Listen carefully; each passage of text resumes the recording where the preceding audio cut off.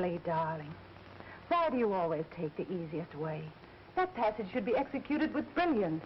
The staccato must be played in double stop. Listen to this.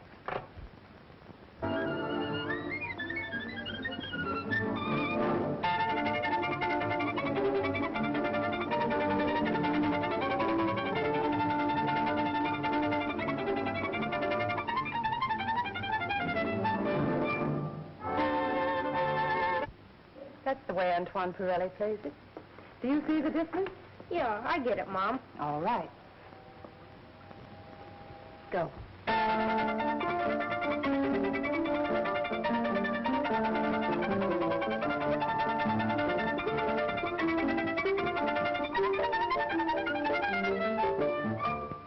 That better, Mom? Splendid. Splendid. That's much better, dear, but you ought to spend a little more time on that passage. Well, I can't practice any more today, Mom. Gotta go to the doctor's place. What do you want done today, sir? Well, let me see. I think the head needs clipping. Well, I did that day before yesterday. Oh, you might give it a polish. You know, spiccato with no stops. Okay. Let's have a look at that forehead. It's coming along all right. Guess I'll have to make a rule. No more walking on picket fences. Yeah, else buy him a football helmet.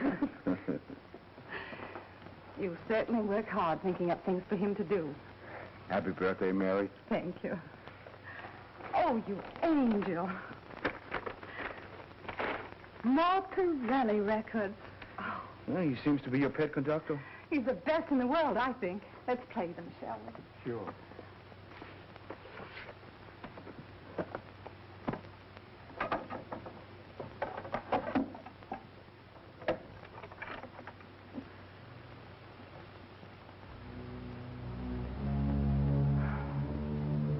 No one can inspire an orchestra the way he can.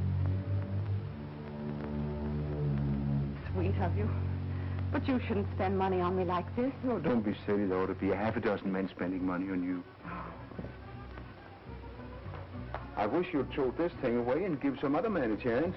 Am I by any chance getting a proposal? I wish you were, but I'm too old, worse luck.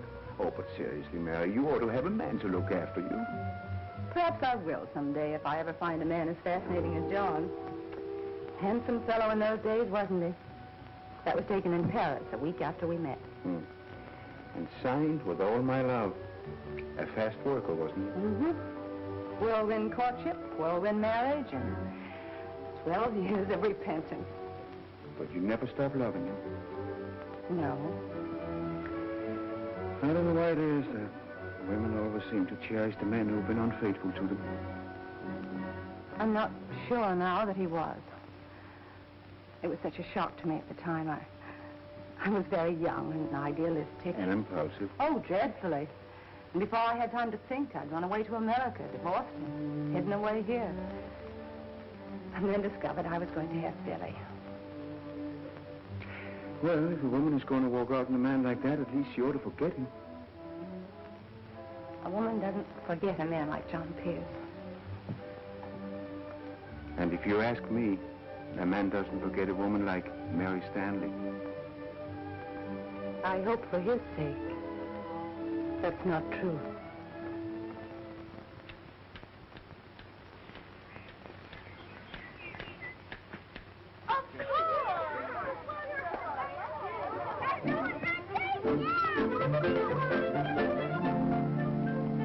Look out!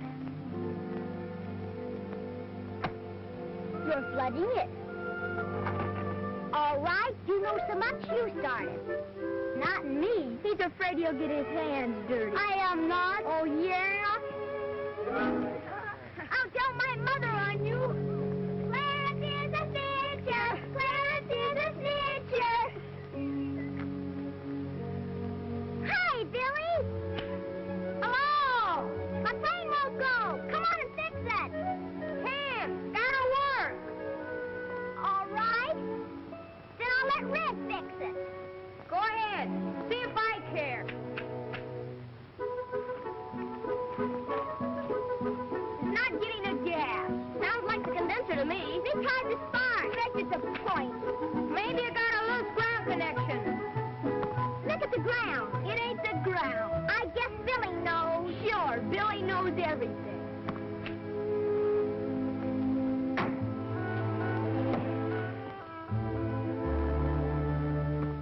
Give me that.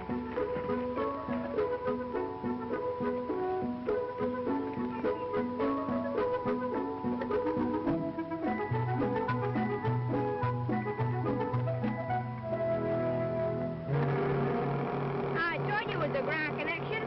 You see?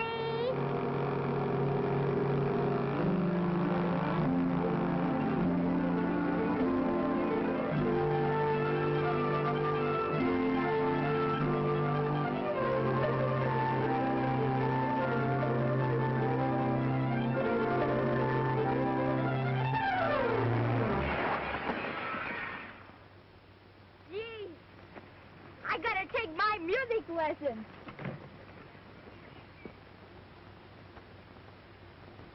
I see you, Billy Stanley. You come right here this very minute. Gee whiz. No, I'm going. You're not either. It was my plane. Yeah, but I flew it. I don't care. I asked you to. You do what I say or I'll never fix your old plane again.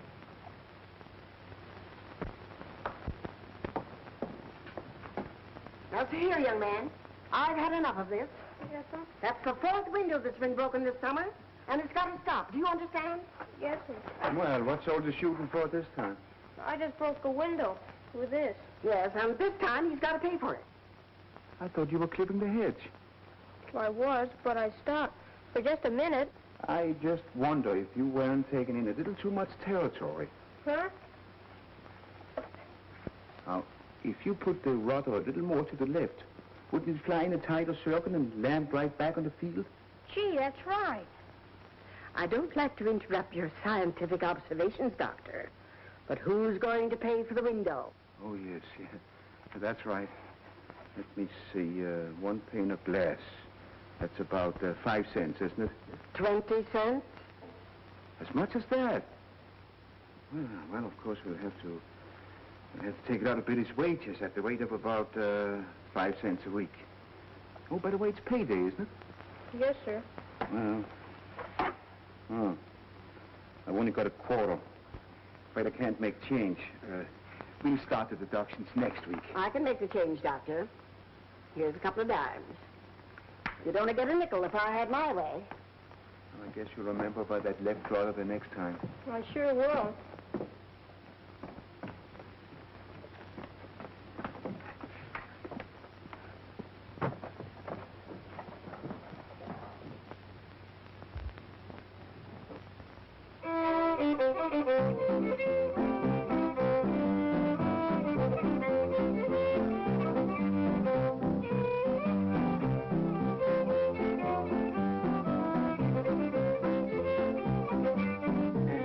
How's that, Mrs. Stanley? Well, Johnny, I got all the notes right, didn't I? letter perfect. But there's a great deal more to music than just striking the right note. Why are you always in such a hurry? Well, I got to play football. Johnny, why do you go on taking music lessons? Because my pop says I got to be an orchestra leader like Kay Kaiser. He says they make good money. Better than a truck driver, even. But you'd much rather be a truck driver, wouldn't you? Honestly. Sure. Who wouldn't? One of them big diesels. Then I wish you'd tell your father that I can't go on taking his money. Because you'll never make a violinist, much less an orchestra leader. Do you mean that, Mrs. Stanley? I regret to say I do. Gee, that's super!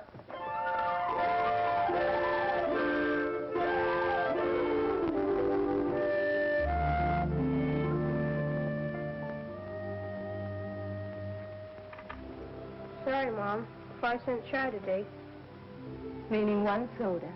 Nope, busted window. Mrs. Hastings made him doubt me that much a week. Well, I don't suppose that'll break it. Though every nickel counts just now. I know. Say, Mom, why can't I get a job in a dance orchestra someplace? Well, I might earn as much as $15 a week. We're aiming much higher than that, darling. Billy, dear, I believe you can become a really fine concert artist. Me? A concert artist? Yes. But first I have to get you to Chicago or Cleveland or New York for an audition. And that takes money. New York? Just wait till I tell Nancy. I'll bet she'll mind me now. I doubt it. But it means hard work this summer, Billy. At least 8 hours practice a day. Yeah, I suppose so. Life can sure be tough, can't it, Mom? You bet it can. But it can be splendid, too. With something like this to live for. That was Mrs. Mitchell. Clarence has got another sore throat. Really? She said you must fix him up so we can go to Mrs. Higby's musical this afternoon. Is that today? Fourth Sunday in the month. And you needn't look like that. You can't get out of going. Why do I have to listen to her pupils? Because you brought them all into the world, and their fathers and mothers expect it. I'm supposed to do. And you got to see Mrs. Bailey. She says her feet are bad again. Sometimes I wish they'd taken up plumbing. Don't know if you'd have any more fun in the bathrooms. Here. Better take these along. Looks like rain.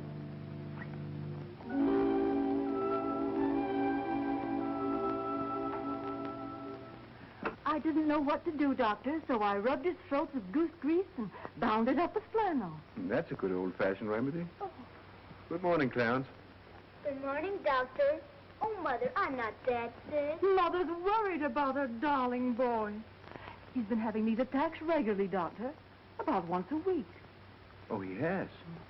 When did he begin to feel bad? About an hour ago. I see. You might get me a glass of water, Mrs. Mitchell. Yes, Doctor.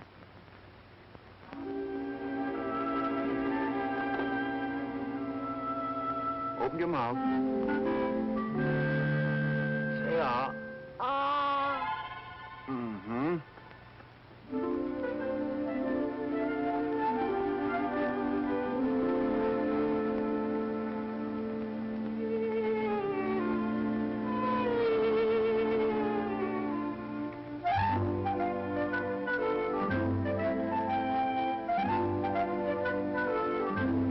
Open your mouth.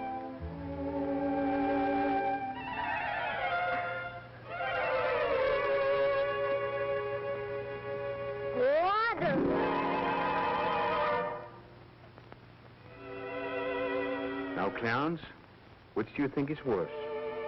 My medicine or Sunday school? Your medicine. Hurry, Mother, quick. Mother's hurrying.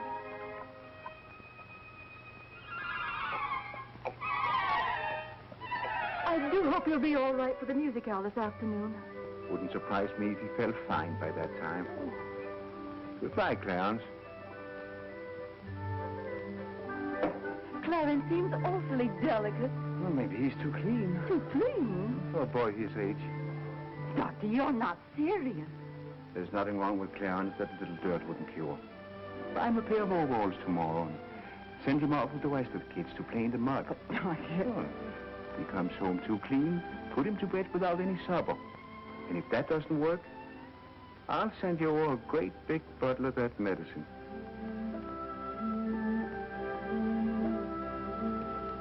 I'll have all the ridiculous prescriptions.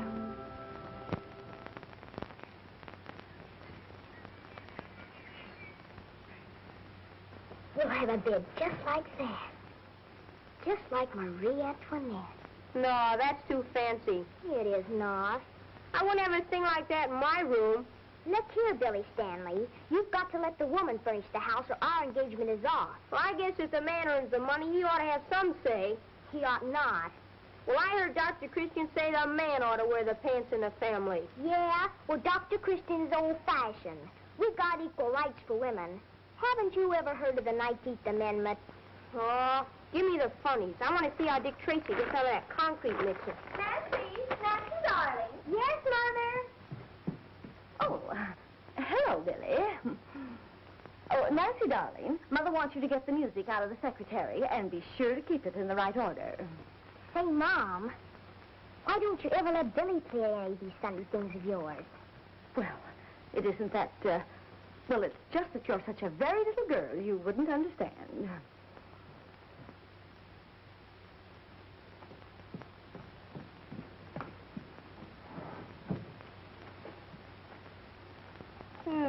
Mr. Clarence is going to play this on his sax.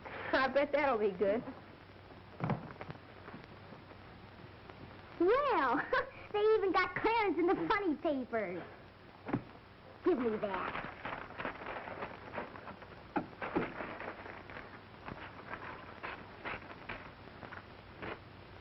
Oh, I'm so glad that you could come this afternoon. We like wouldn't it. have We missed like it for it. anything. It's simply lovely. And you, my dears, I'm so happy to see you. And darling Clarence, how does your throat feel? Oh, it's all right now.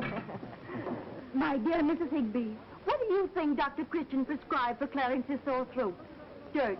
And- Oh, hello, Dr. Christian. I'm so happy to see you here.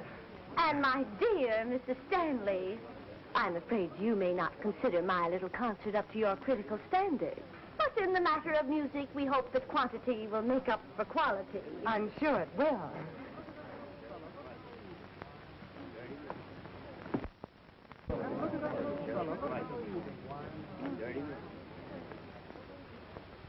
I am so glad to see you all here this afternoon. And I am so happy to think that perhaps these monthly recitals add at least a little to the cultural tone of our city. And now, we will open the program this afternoon with a violin solo by my newest pupil, and one whom I am sure you will agree with me shows great promise, Johnny Bates.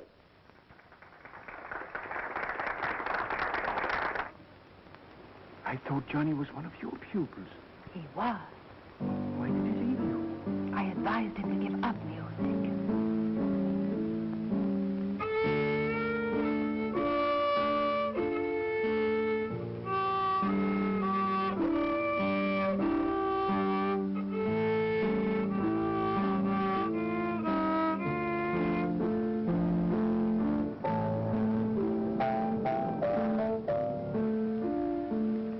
Maybe you were right.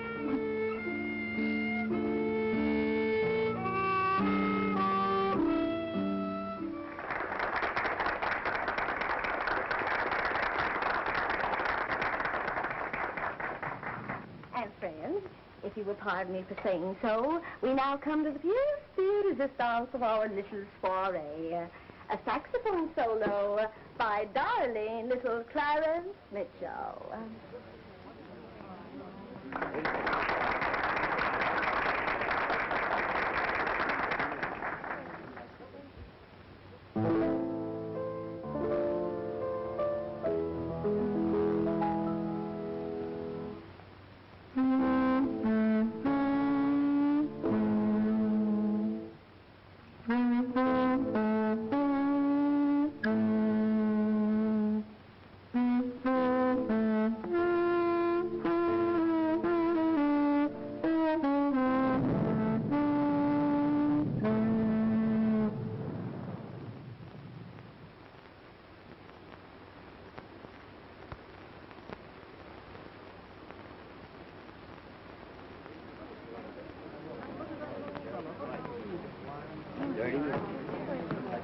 Well, of all things.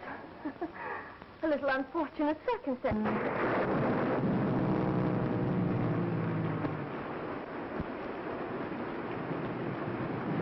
15-2, 4, and a pair of 6.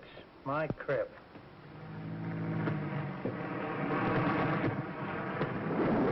Somebody in trouble? Sounds like it.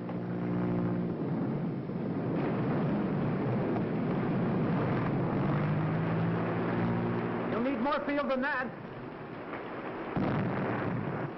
Better call Dr. Christian.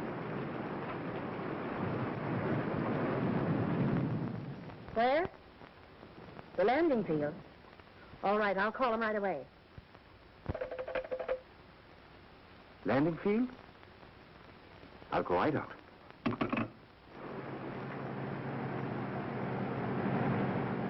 This is Dr. Christian. How do you do? The patient's a very important man. Are you competent? Well, I've had considerable experience. Good. I must get the maestro to Chicago as quickly as possible. There's an important contract. Maestro. The great Antoine Pirelli, sir. Antoine Pirelli. Well, we can't have anything happen to him. He's our favorite conductor here, boss. don't think I'm badly hurt, Doctor. Just shaken up a bit.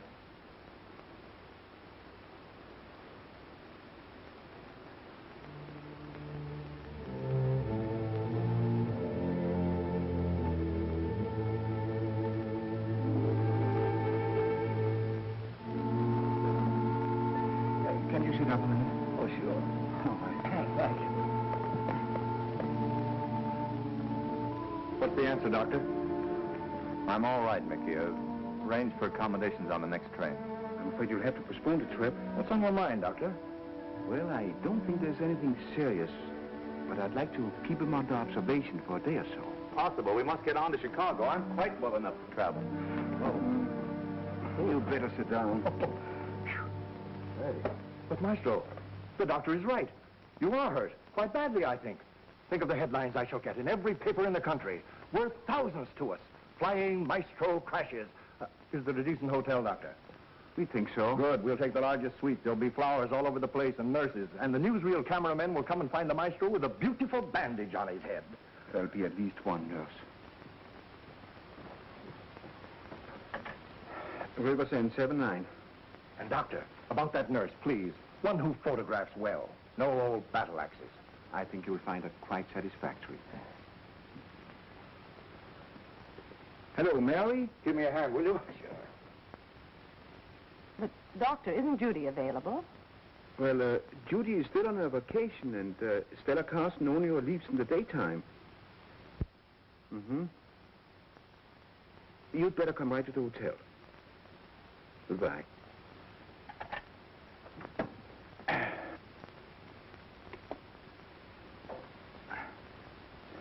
This will make you sleep. Thank you, Doctor. And when you wake up, I think you're going to feel very much better. Hello, Gladys. This is Mickey. I'm speaking from a little bird called River's End. I'm sorry to say we've had a slight accident. No, not bad, but there's a horse and buggy doctor here who sent Antoine to bed for a couple of days. Well, if Antoine is hurt, I'm coming at once. Oh, it's nothing serious. But I just called to warn you not to believe anything you read in the papers. It's just a little ballyhoo. And tell your father and the broadcasting people that we'll be a couple of days late for rehearsal. Hello, Mary. Hello. I hope you're feeling quite fit. Of course. What is it, Doctor? Slight concussion. He's sleeping under a sedative now.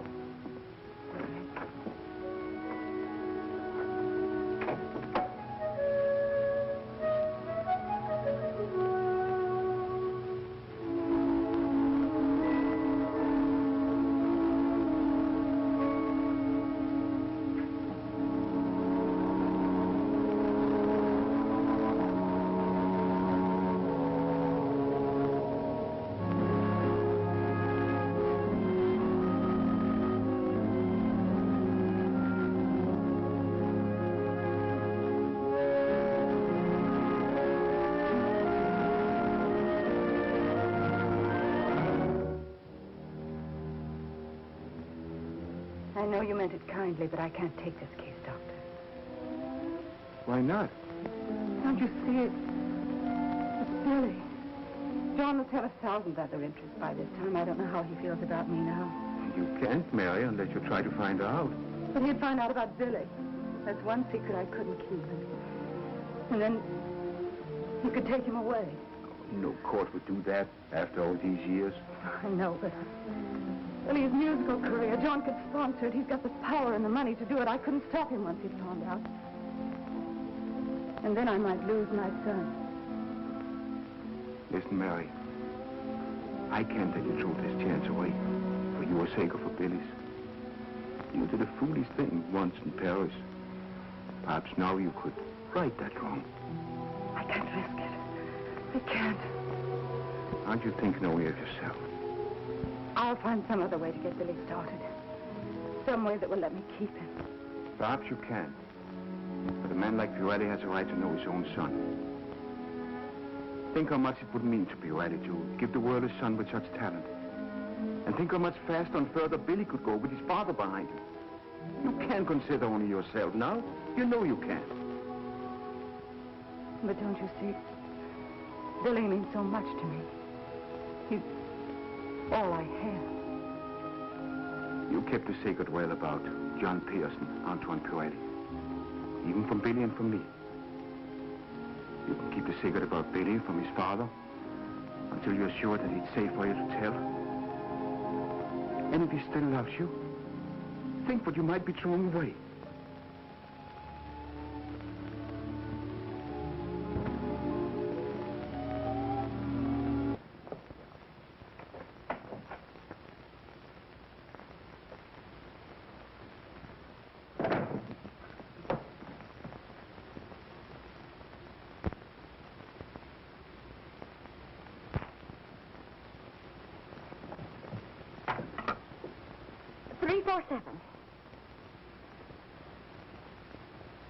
Mrs. Bates, have Johnny get up, put on a Sunday suit, and come to me at once. With his violin.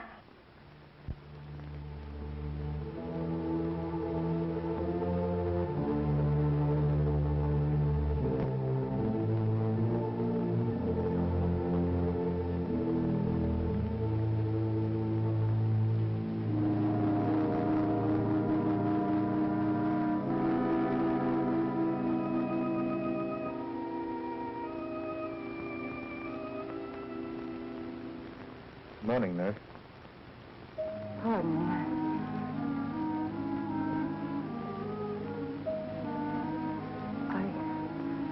I must have fallen asleep. I beg your pardon. I'm the one that's been asleep. When did you come in? I've been here all night. I must speak to that doctor. His sedatives are much too effective. Could you open that blind little for me, please?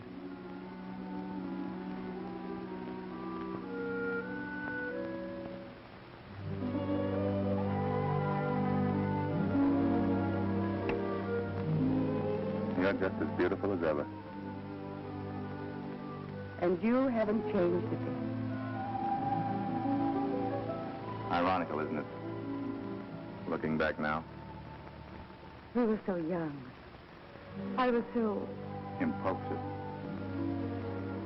Well, after all, you did divorce me by publication. You didn't even give me a chance to defend myself. But I suppose I deserved it. Perhaps you'd better relax now.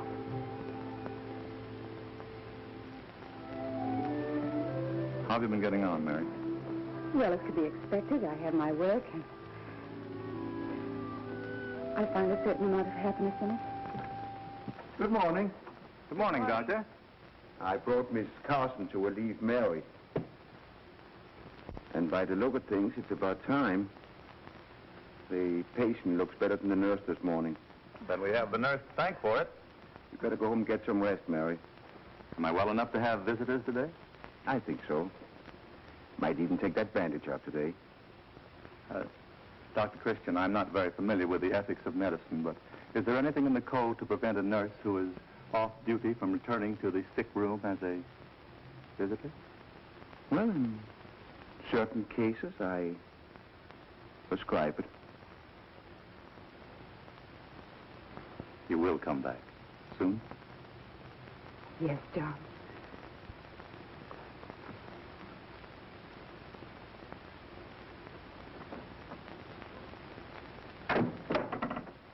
Did you tell him? No, not yet. Why not? I'm not sure in my own mind yet.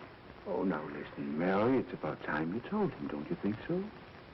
Mr. Delancey will be down in just a moment, Mrs. Higby. Thank you. Come along, children. Get out your instruments. Hurry along. Hurry along. Sarah? I'd like to see Mr. Pirelli, please. I'm sorry, I can't disturb Mr. Pirelli. Why, Miss Martin. Mrs. Higby, you came all the way from Century City. Why not? I have just as much right. I think not. After all, Mr. Pirelli fell in River's End. So these are the little musical aspirants, eh? Are you Mr. Delancey? Yes, I have the honor to serve the maestro as business manager. Then you can arrange an audition. Yes, an audition? I have several pupils of exceptional promise. So have I. Well, ladies, I'm sure your little charges are talented, but unfortunately, the maestro has had to make a rule. He cannot give auditions. Oh, but surely just this once. Yes, just this once. I'm sorry, ladies. The rule is never broken. Good day. Well, We'll just have to go back home again, children. yes, I suppose there's nothing else to do. Come on.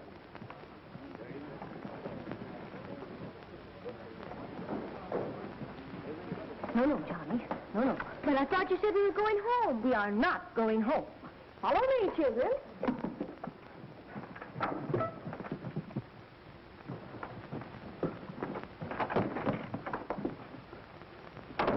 Mary Stanley, how like you to push your way in there. Push my way in. If he's agreed to give Billy an audition, I shall most certainly see that he hears my pupils, too. There's been no mention of an audition. Mr. Pirelli is ill, and I'm the nurse. I always said I should take up nursing. Now, children, this is a little piece that we all rehearse together. Now, you may not know all of the notes so well, but we'll do the best we can. 1, 2, 3, begin.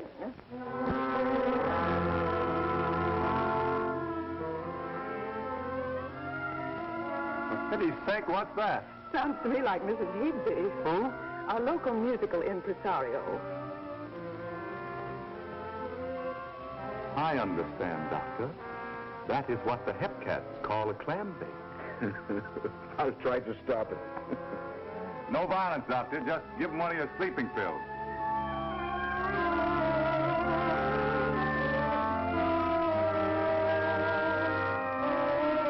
Is he listening? Yes, intently. Does he want us to go inside? No, I couldn't allow it. You see, Mr. Pirelli has been quite ill. I wanted to rest. But it would only take a minute. I'm sorry, Mrs. Higby, but I mustn't. Unless you leave at once, I cannot answer for the consequences. All right, children. I guess we will go home. Well, you can at least tell your parents that you've been hurt by the great Anton Pirelli. Of course! Come along, it's fine.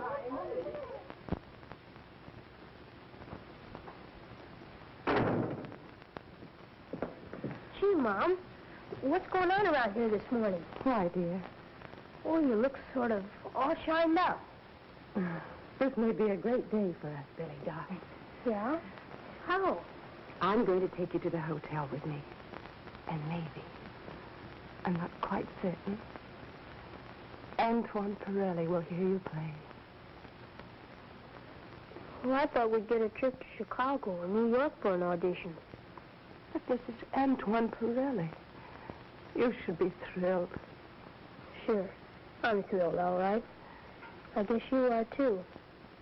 Maybe that's why you're happy and sort of beautiful. Maybe before long, you'll know why I'm all shined up today.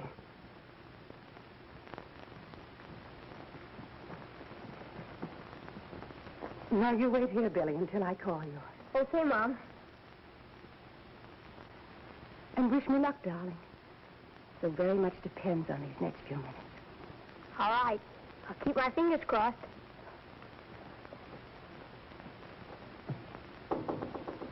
Come in.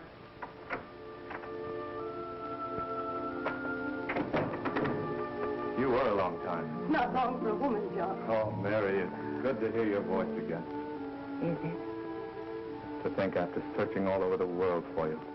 The doctor gives me a sleeping pill and I wake up and there you are, sitting beside me. This morning you told me you were not quite happy.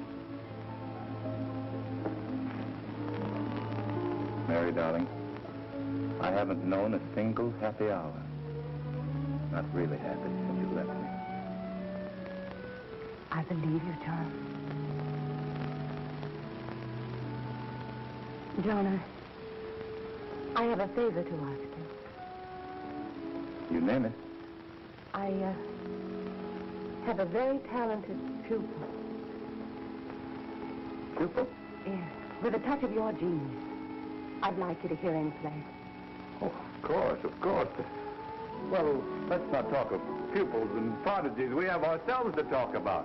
What? He's downstairs right now. I'm Gladys McClellan. I telephoned you for a reservation. Yes, Miss McClellan. You have Suite B right across from Mr. Pirelli. Thank you. Well, I must. But I warn you, I'm only doing it to humor you. And after that?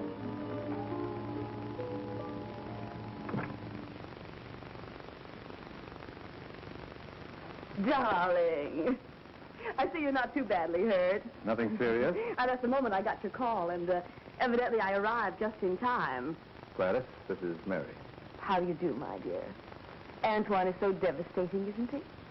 And the past master in the old continental custom of kissing the hand. But you mustn't take him too seriously. I suspected him of having a number of these little excursions since we've met. But I'm going to marry the man in 2 weeks. So I think it's time you called a halt. And now, I'll take charge if you don't mind. I think I'll be much more soothing than a new and pretty face, won't I, darling? He's such a susceptible old pet. Wait, Mary. I think you deserve an explanation. Well, of course. But not now, darling. You're much too ill. And besides, I'm sure that this lady and I understand each other perfectly. I'll call you later, Mary.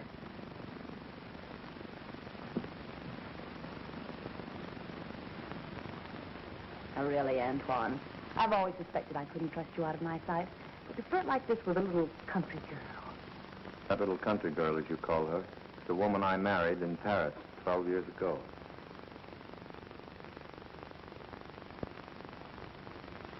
Darling, how very romantic. But did you tumble out of the sky by mental telepathy to find it here? This is no matter for amusement. I see. But, Antoine, pull yourself together. After all, you've become an important public figure, and for you to be thinking of a woman like that, why, she'd hardly grace your dinner table. Listen, darling, I know how upsetting it must be, but you've got your career to think of. And I think I deserve some consideration. Please, Gladys, I know all that. I'm terribly sorry. Then for my sake, let's get on to Chicago. You'll probably feel differently in a day or two, and if you don't... Please, I'm much too confused. Later on, if you don't mind. Good morning, Maestro. Gladys told me you were better. Yeah, I'm all right, Mickey. Excellent, excellent. Now we'll miss only one day of rehearsal. I phoned for accommodations on the next train. Well, you can cancel them. What? I suppose Gladys also told you about Mary. Yes. It must have been sort of a shock. Old memories and all that, and it's no good turning back. Besides, we're good businessmen. We can't jeopardize our contract. Can't you think of anything besides business and contracts? Sure, but this is a chance of a lifetime. $200,000. I don't care if it's $2 million. I promised Mary I'd listen to one of her pupils play the violin. An audition? Well, I thought we settled that sort of thing years ago. Why, only this morning I chased 20 child prodigies out of the hotel lobby. Don't you understand, Mickey? This concerns Mary. I promised her. So, you promised to hear a kid play the fiddle. Well, what's that compared to your other obligations? What about me? What about Gladys? You promised to marry her. That, I think, is something that concerns Gladys and me. Most important of all is that I promised myself something 12 years ago in Paris. This, after all I've done for you. Oh, for heaven's sake, Mickey, don't start that again. Well, look what you are today. And look what you were when I found you in Paris. Plain John Pierce. A genius starving in an attic. Oh, cut it, will you, please? No, I won't.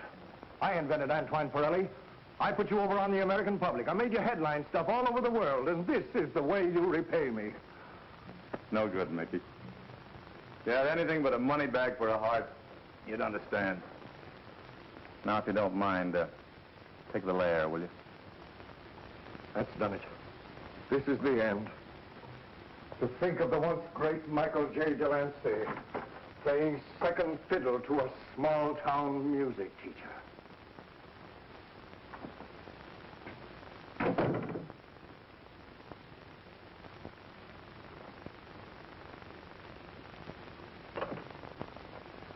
Send up a double brandy, quick. Make it 2. Make it 2. I'd like to talk to Mrs. John Pierce. You got the number for me, please. Oh, there's no Mrs. John Pierce in the directory, sir. Really? But she lives here. She came here on my case last night. Oh, that was Mrs. Stanley, sir. Mrs. Stanley? Are you sure? Yes, sir. She nurses for Dr. Christian. Well, get her for me, please. Yes, sir.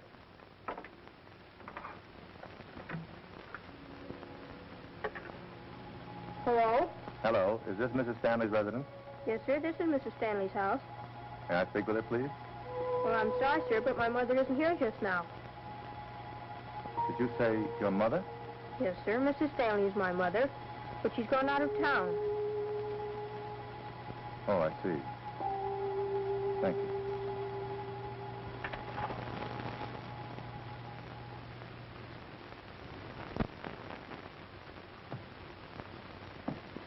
Hello, Doctor.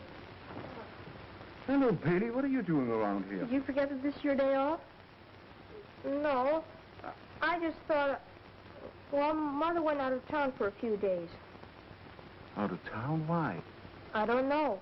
We went to the hotel for an audition, and pretty soon Mother came down looking awful sick, and we went home. Well, didn't she give an explanation? No. She just cried like anything, and said she had to go away. Well, you'd better stay here, Bailey, until she returns. Run along upstairs. Take the spare room. Thanks. It's all in the papers, Doctor.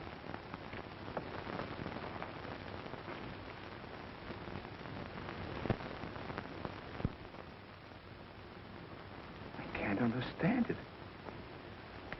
If you'd seen him with Mary just now... Well, from what I hear, this Gladys McClellan usually gets what she wants. Operator, give me the hotel. I want to speak to Mr. Pirelli, please. I see. Thank you. You've checked out. Chicago. Thought so. Well, I guess that finishes that.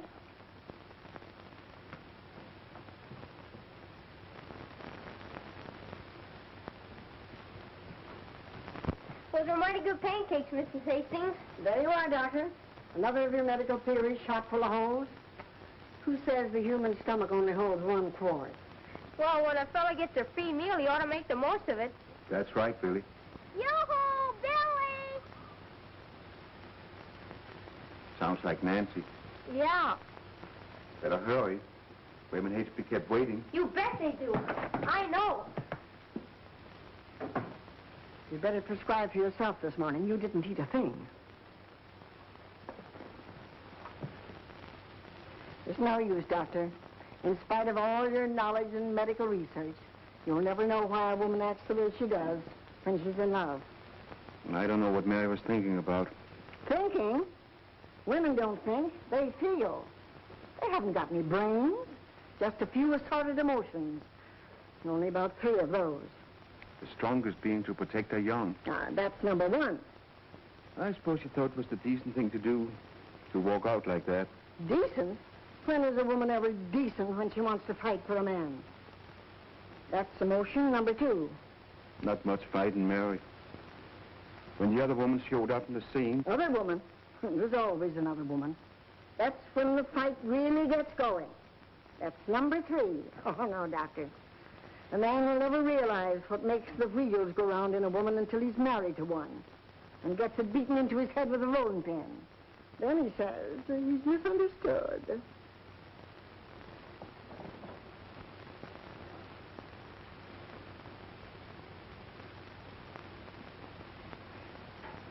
A boy like that has the right to know his own father. And a man like John Pierce has the right to know he has a son.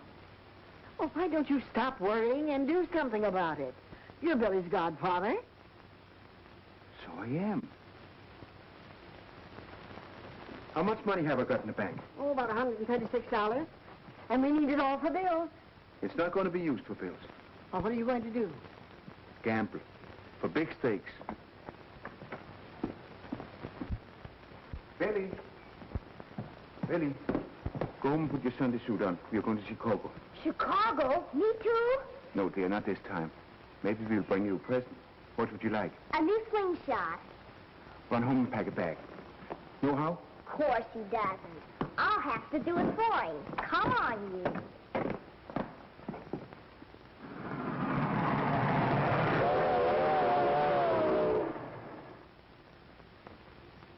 Northern Broadcasting Company. Operator? Just a moment, I'll Music see. library? 1 moment. But my daughter has the most marvelous voice. She can sing high C. High C, dear. No, not here. Madam, I told you that auditions are Wednesdays and Fridays only, and never in the lobby. Very well. I shall take Irma to the Excelsior Broadcasting Company. Sure you, madam. That is the law. Auditions Wednesdays and Fridays only. We are not here for an ordinary audition. We wish to speak to Mr. Pirelli. Signor Pirelli rehearsed the 5th floor. Thank you. Oh, you can't see him. No one is allowed in the rehearsal room except staff and sponsors. Oh, but this is urgent. We've come a long way. Sorry, sir, but we don't violate the rules for anyone.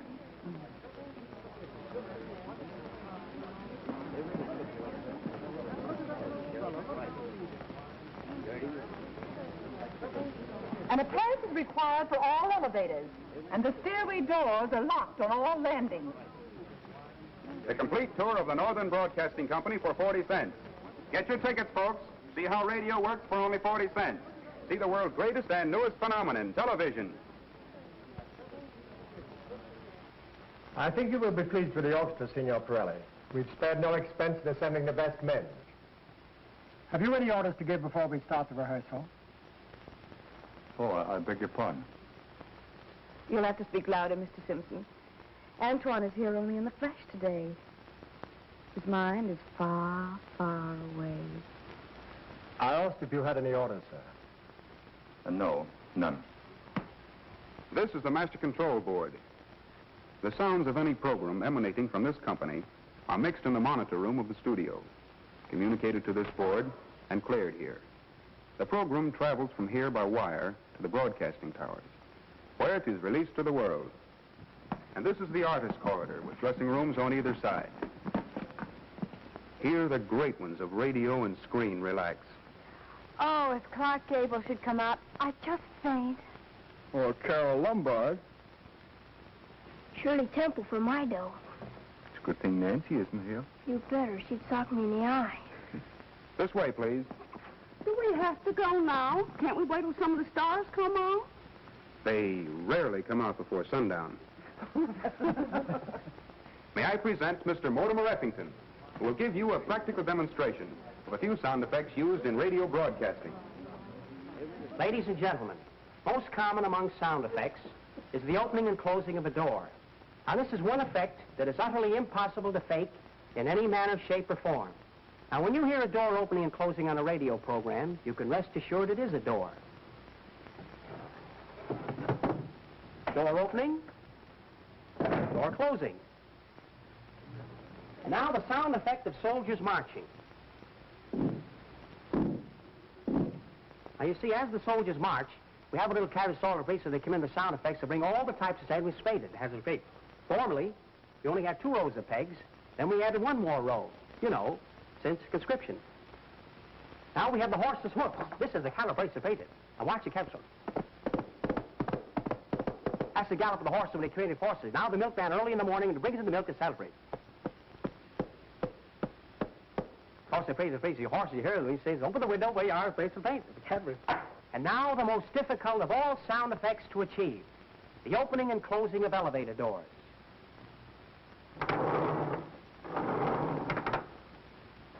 Oh, that's only a roller skate. What are the wild waves saying? Storm at sea.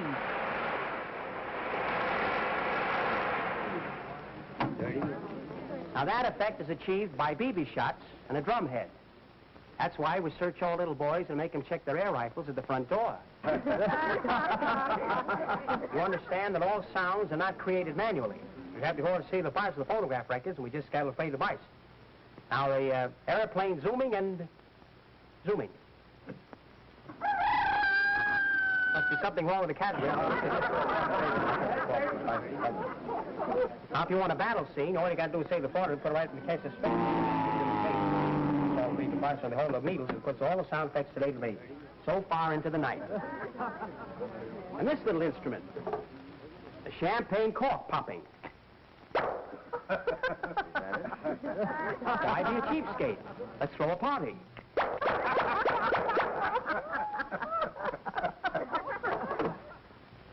Now, have I made myself perfectly clear?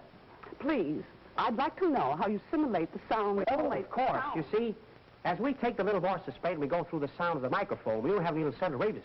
We just carry forward vice, bringing the cat voice and all the way through his port. The cat space and fine still has to go through the whole reach, and the sound effects coming back to the voice and the face.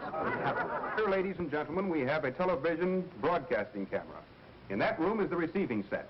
Now, if you will just step in there, we will give you a practical demonstration. If someone, young man, Yes? would you like to go home and say that your voice and picture had been broadcast by television? Boy, that'd be cute. And step this way. Do your stuff, baby.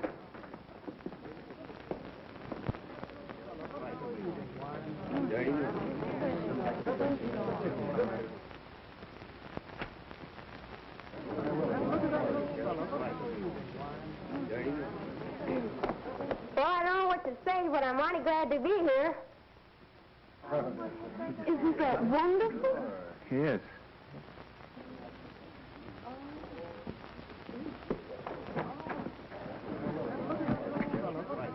Well, I don't see anything. It's pretty hard to see yourself on television unless you could be in two places at once. Oh, I have to be twins, wouldn't I? The announcer will merely say, Mr. McClellan of the famous McClellan Products takes pleasure in presenting Signor Antoine Pirelli and his orchestra. Do you follow me, Mr. Pirelli? I doubt it. Oh, yes, I follow. I'm sorry to be so abstracted today. Well, well, welcome home from River's End.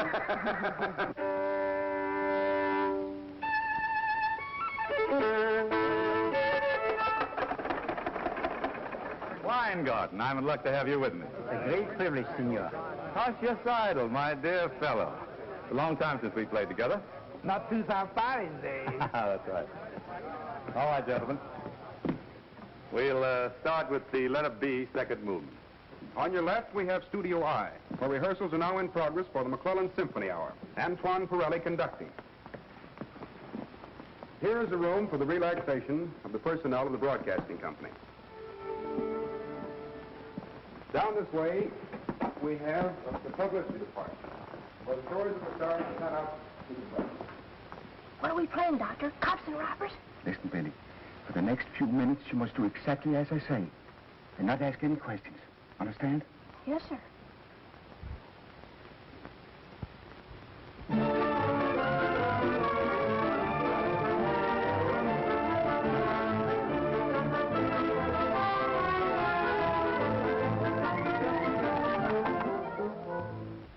Let's try it again, gentlemen. This time, just a little lighter on the staccato. All right? Let it be.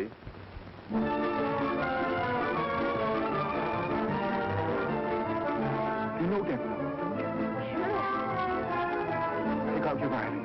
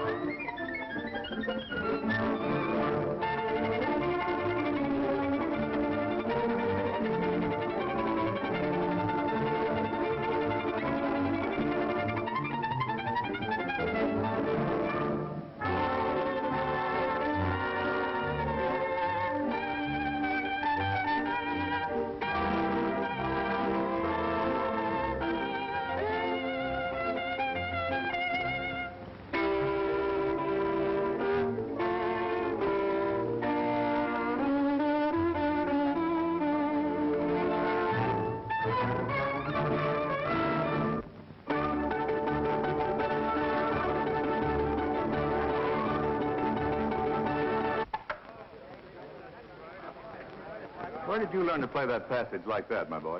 My mother taught me, sir. Your mother? Dr. Christian, who is this boy? Mary's favorite pupil. The one you were to listen to.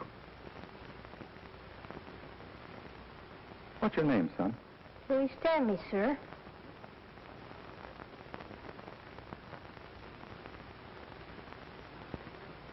That's what he's called in River's End. But his real name is William Pierce. William Pierce?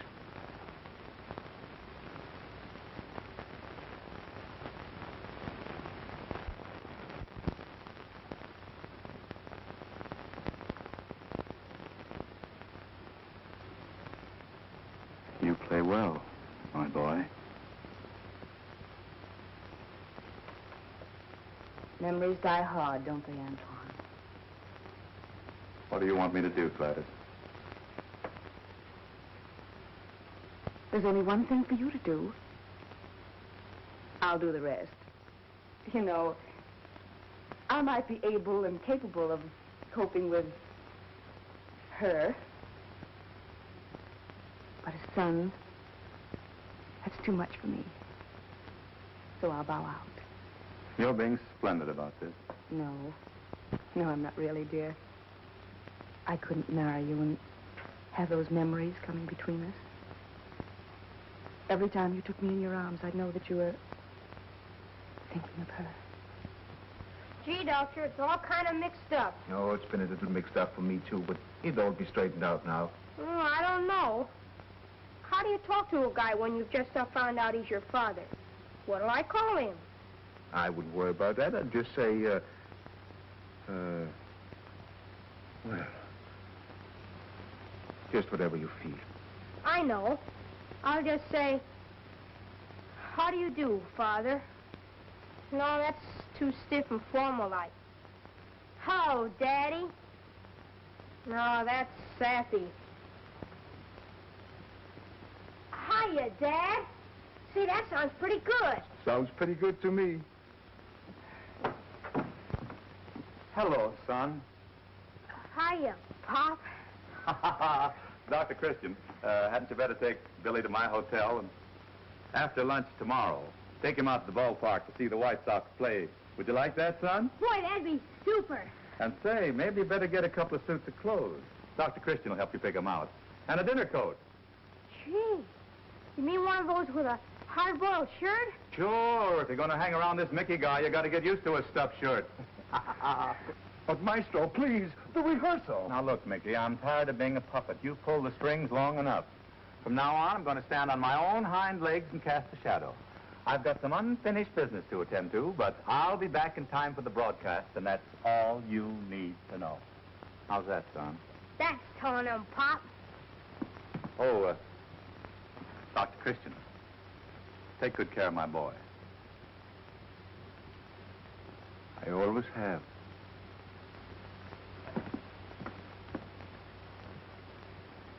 The McClelland Company presents tonight the first in a series of symphonic broadcasts conducted by Antoine Pirelli. Our guest soloist is a boy violinist making his debut in radio, Antoine Pirelli, Jr. He will play the arrangement of the Brahms Hungarian dances made famous by his proud parents, Antoine Pirelli, Sr.